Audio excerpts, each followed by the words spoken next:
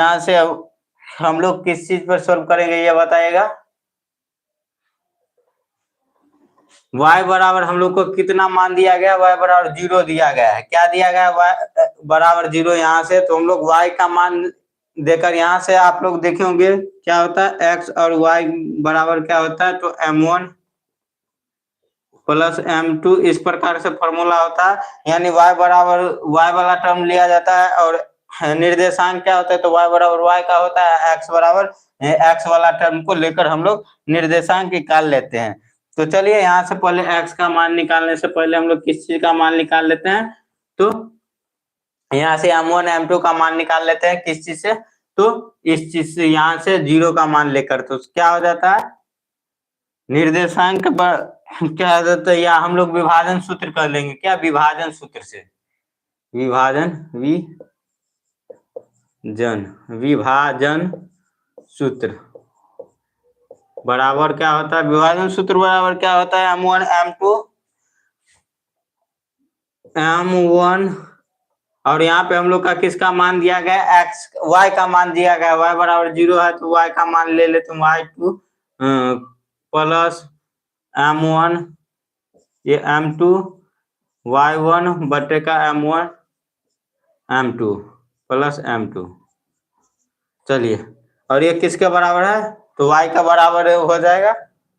ये किसके बराबर आ जाएगा, y का बराबर, और y का मान कितना दिया है, तो 0। तो यहाँ पे m1, क्योंकि m1 का मान नहीं है तो कुछ नहीं है, तो हम लिख लेते हैं। और वहां यहाँ पे देखे तो यहाँ पे क्या है, y2 y1 x2 x1, यहाँ से हम लोग ले लेते हैं और यहाँ से मान ले लेते हैं। यहाँ तक आप लोग को समझ में आया होगा। तो m1 गुने y2 का मान कितना है 5 प्लस m2 के जगह पे भी m2 रखेंगे, गुने यहाँ पे क्या है, तो माइनस का 5 है, गुना करेंगे माइनस का 5 से, और m1 गुने m2। चलिए, इसको कोना कोनी गुना करेंगे तो नीचे वाला टर्म तो 0 ही हो जाएगा, और ऊपर वाला टर्म किसके बराबर हो जाएगा, तो m1 क्या आ जाएगा, यहाँ पे 5m1 हो जाएगा, क्योंकि 5 को m1 से गुना करेंगे। और देखिए माइनस का 5m2 हो जाएगा, माइनस का 5m2। और चलिए इसको हम लोग ये माइनस, ये जो m1 वाला को बराबर के इस साइड ले आते हैं, तो m1 बराबर कितना आ जाएगा, 5 माइनस 5m1, और इस साइड क्या आ जाएगा, माइनस 5m2।